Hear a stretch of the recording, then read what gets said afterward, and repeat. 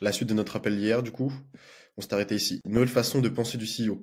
Nouvelle connexion neuronale due au livre Who Not How. A changé ton prisme et ta façon de penser, ce qui va être déterminant pour la suite. Par rapport à ta mentalité, quand tu me disais que tu avais un peu peur de changer, parce que tu avais peur que tout s'écroule. Faut comprendre que quand tu fais un A/B test, tu gardes l'existant. Il n'y a pas tout qui s'écroule. C'est-à-dire que si tu as un modèle qui marche avec la VSL, par exemple, boum, on va juste changer un petit truc de la VSL, on va garder 80% du trafic dessus et on va juste mettre 20% du trafic sur le nouveau test. Si le nouveau test n'est pas concluant, on cut et on lance un autre test. Il faut bien comprendre que l'existant, ton pilier qui te fait tes 300 cas par mois, il va rester stable et on va juste aller tester des trucs autour. Et si on fait pas ça, malheureusement, il n'y a pas d'optimisation, il n'y a pas d'amélioration. Recruter un CRO à terme, ça c'est pas pour maintenant, mais c'est un conversion rate optimizer. C'est un mec qui, dans ton équipe, il est juste là pour tout optimiser au mètre près, au gramme près. Ta conversion de tes VSL, ta conversion de tes webinaires, ta conversion de tes challenges, ta conversion de tes messages en prospection, tout. Donc ça c'est plus par la suite, mais juste pour que tu aies la mentalité. Lâcher prise même si des feux se déclenchent, reculer pour mieux sauter. Ça c'est par rapport à ton quotidien. Vu que là t'es englué, t'es dans du sable mouvant, faut vraiment que tu lâches prise. Bien sûr que quand tu vas lâcher prise, tu vas voir un feu qui va partir à gauche, un feu qui va partir à droite, un incendie dans la forêt en face sur le pôle livraison.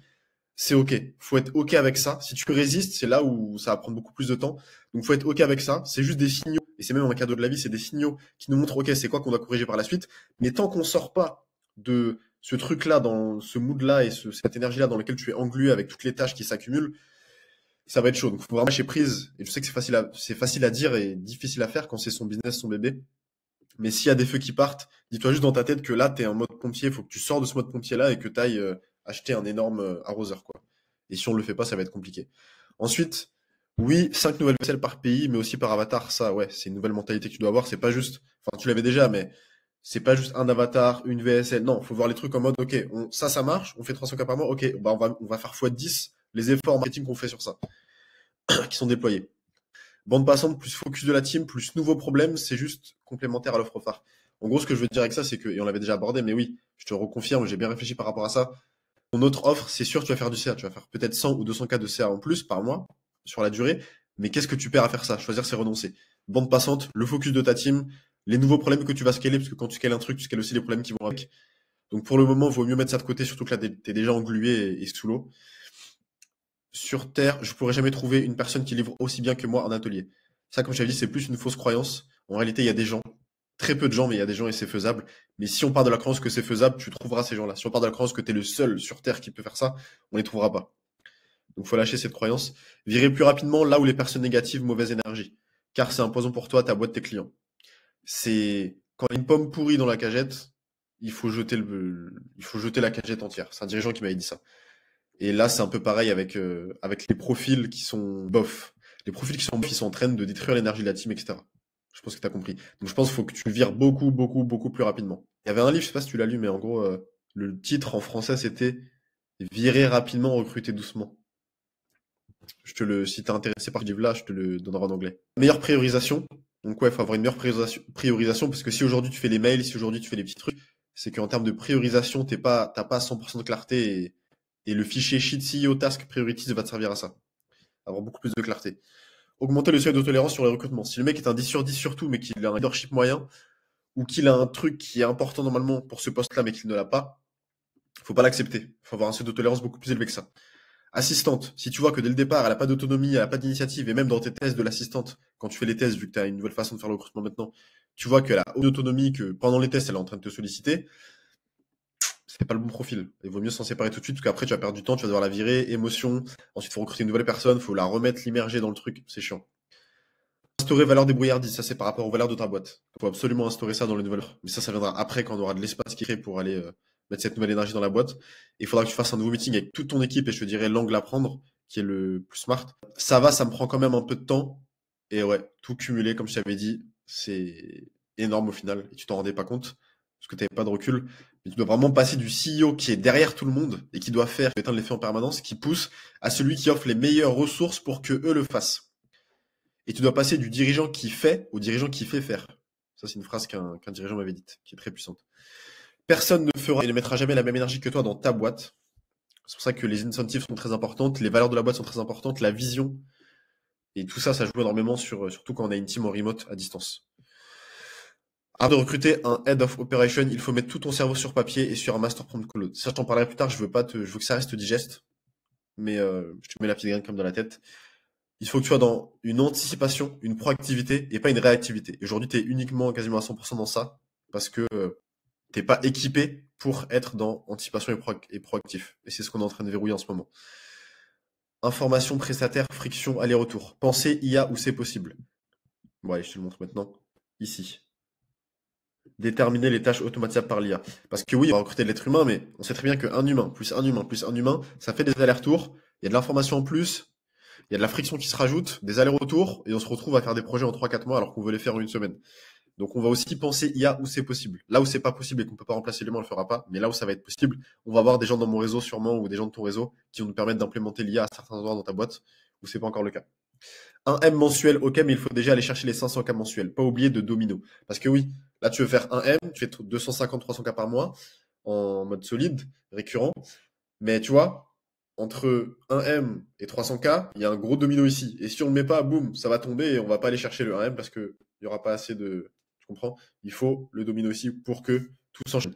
Donc il faut déjà viser les 500 K mensuels sans enlever l'ambition des 1 M. Bien sûr, il faut la garder. Mais il faut pas oublier qu'il y a des petites tâches avant. Ordre de priorité. Qu'est-ce qui t'enfonce le plus dans le sable mouvant? Aujourd'hui, c'est ça. C'est étape 1, faut sortir de l'opérationnel, sortir du sable mouvant et créer de l'espace. Étape 2, ensuite, parce que si on fait pas ça, on peut pas faire ça. Recrutement, valeur d'équipe, insuffler la nouvelle vision. Derrière, étape 3, accountability sur l'exécution 10 fois plus rapide. Et ensuite, étape 4, là, on peut passer sur, ok, stratégie, on fait quoi? Webinar, challenge, nouvelle VSL, copy, ads, et là, on va dans le concret. Mais on peut pas faire ça si on n'a pas fait ça. Parce que tu n'auras pas assez d'espace pour enclencher sur ça. Et là, je t'ai donné un plan d'action, un exemple. Et comme j'ai écrit ici, c'est à définir avec Claude à sortie d'appel. Plan d'action précis qui en découle. Qui, quand, quoi, comment. Prendre les 2 transcriptions Loom pour avoir un plan d'action de ce type-là. Donc quand je dis les 2 transcriptions, c'est les 2 dernières transcriptions qu'on a faites. Si tu dois appliquer la même chose dans un mois, il faut juste prendre les 2 à 3 derniers appels qu'on a fait, transcription, et faire ça. Donc là, je l'ai fait de tête, mais il faut le faire avec le Loom. Et si t'as vraiment pas le temps, je te le ferai. Faut me demander sur WhatsApp qu'on communique. Étape 1, finir le tracking des micro-tâches. Là, c'est le truc le plus important. Une semaine de rendu représentatif. Comme ça, on a un échantillon assez représentatif. C'est important. Étape 2, mettre sur papier chaque nouveau poste à recruter. Who, not how. Et là, ça part. Enfin, tu fais cette tâche-là à 100% par rapport à ça, ce que tu verras dedans. Ensuite, rédiger les postes de recrutement avec Claude. Et ça aussi, je pourrais t'aider pour ça. Par rapport aux nouveaux postes qu'on va déléguer. Ensuite, activer le réseau de Julien et le mien. Donc là, je parle en ton nom, parce que j'ai fait semblant que c'était ton plan d'action à toi. Une fois qu'on aura les postes, parce que là on les a pas encore précisément, on en a quelques-uns, mais on n'a pas une vision globale à 360. Une fois qu'on aura tous les postes et qu'on sait à 100%, on a la clarté, ok, c'est ça, ça, ça, ça, ça et ça qu'il faut. Et par exemple 4 ou 5 postes, boum, moi je vais chercher dans mon réseau, toi tu vas chercher dans ton réseau, et si c'est pas suffisant, on fera des postes et on lance tout le truc en même temps. Et on pourra même faire de l'ads potentiellement sur ça, parce que c'est le plus puissant et le plus rapide. Et on n'a pas de temps à perdre.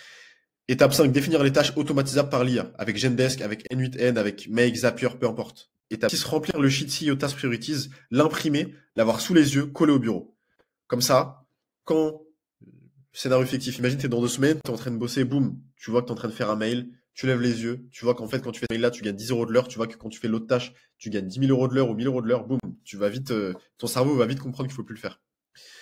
Et l'objectif à viser de tout ça, c'est ne plus se sentir bloqué dans l'opérationnel, englué, sortir du sable mouvant qui est irrespirable et qui est asphyxiant, te délester à 80% de tes tâches chronophages qui te font perdre la passion pour ton business et racheter ton temps. Et ensuite, une fois que là, tu auras ces 80% de temps en plus, c'est là où les vraies choses sérieuses vont commencer et c'est là où on va pouvoir accélérer. Parce que là qu'on est dans ça, et tant qu'on règle pas ces tâches-là et ce gros problème qu'on a pour le moment, on ne pourra pas enchaîner sur la suite. Et tant qu'on n'enchaîne pas sur la suite, on va constamment être en mode accountability sur ça pour voir si ça avance ou pas. Et surtout, je ne veux pas te donner de nouvelles directions tant qu'on n'a pas fini ça. Il faut déjà qu'on lise le chapitre 4 pour ensuite aller lire le chapitre 5. Accountability du coup. Ça, c'est vraiment, on n'a pas pu le faire dans l'appel précédent et j'ai pas été assez efficient, c'est dommage, je prends la responsabilité. Accountability. On avait dit la semaine dernière qu'on ferait tracking toutes les 30 minutes, plan d'action sur les 3 à 5 tâches prioritaires à déléguer.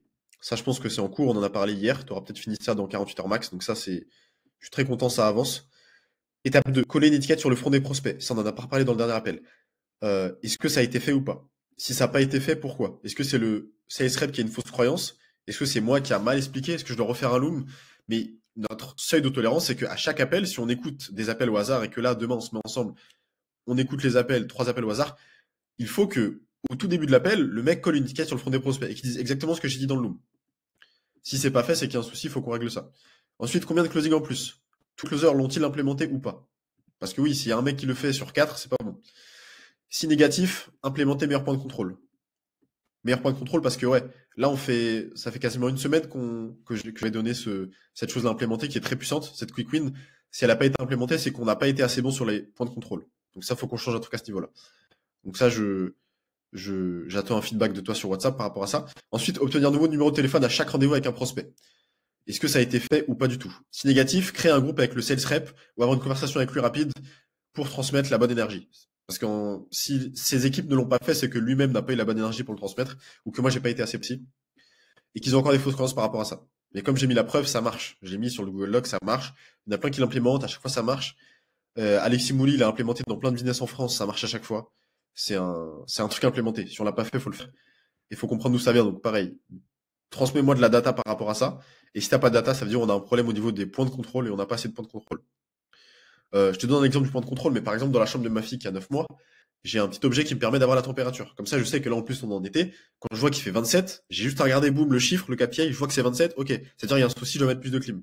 S'il fait 18, ok, je dois ajouter du chauffage. Tu vois, faut vraiment avoir cette énergie-là où, toi, en un clin d'œil, tu sais exactement où ça en est par rapport aux directives qu'on a dit à la team exécutant de faire.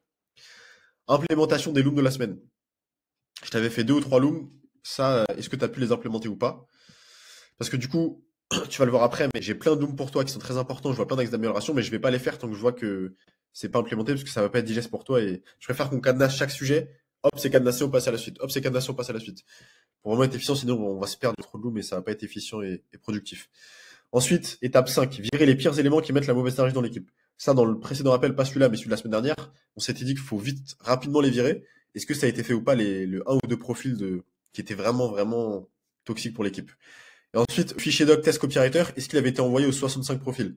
Parce que tu avais été très rapide pour l'implémenter, c'était top.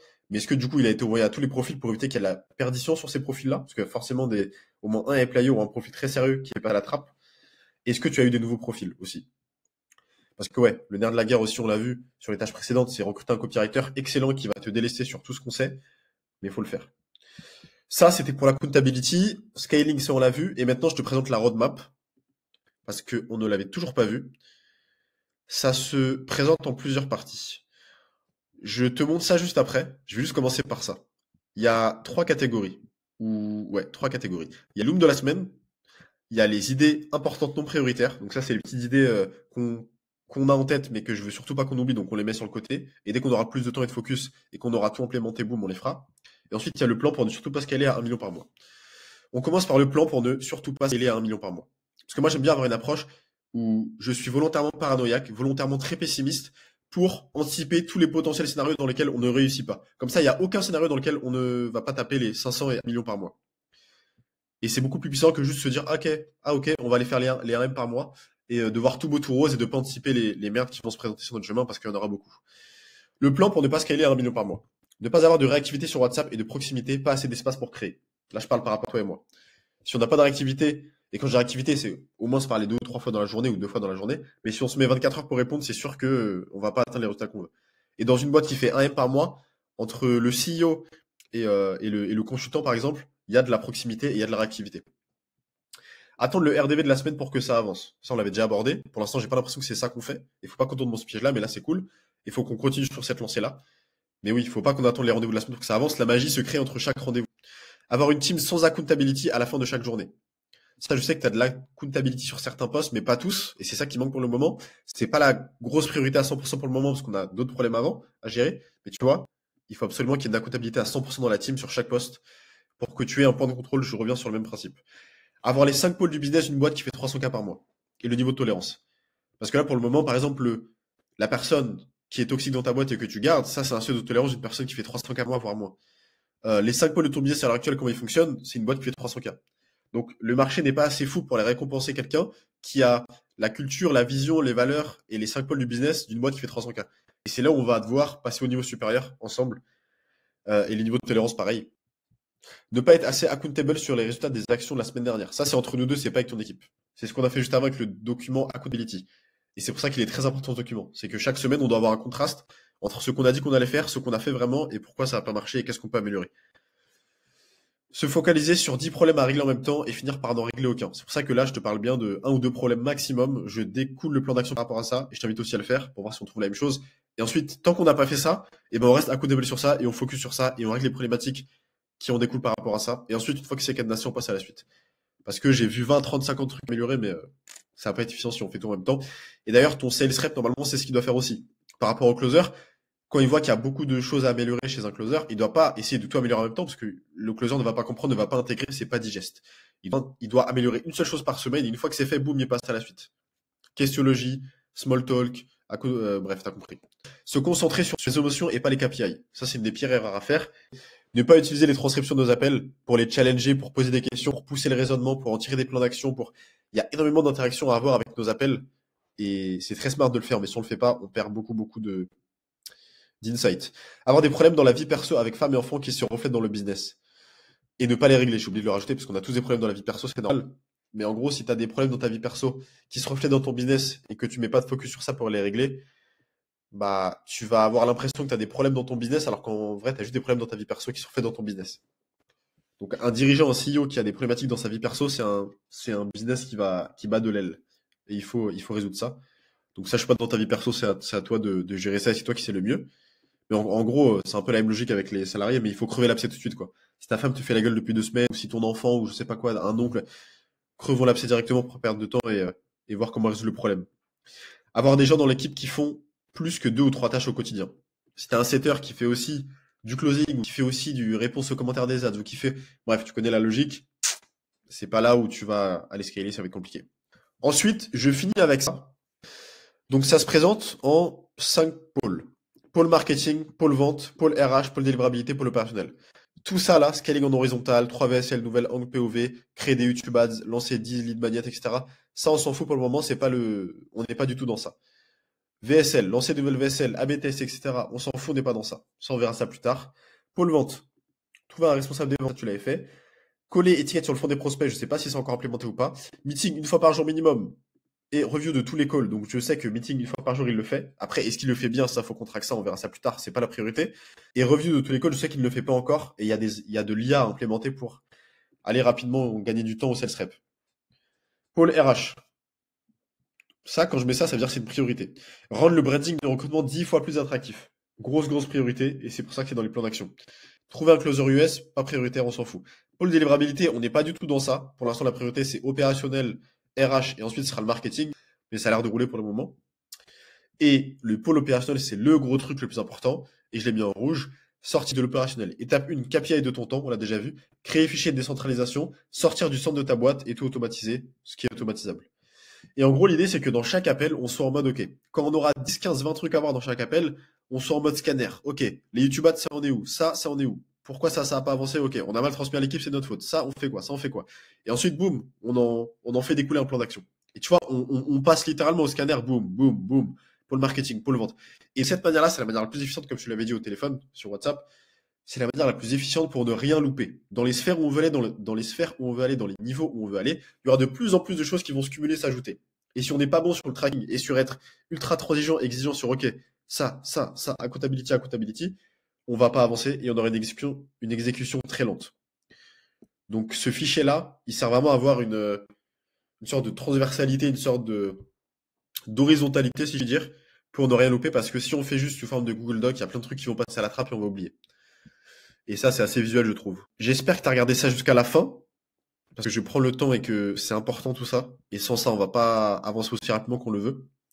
Et fais-moi un feedback sur WhatsApp quand tu auras vu tout ça. Et surtout, ouais, accountability, c'est le plus important. Et après, un ressenti global, tu peux faire un petit vocal 5 à 7 minutes, ça me dérange pas, j'écouterai ça en fois 1,5. Ciao, avançons sur ça et on reste accountable, sinon il va rien se passer. Go!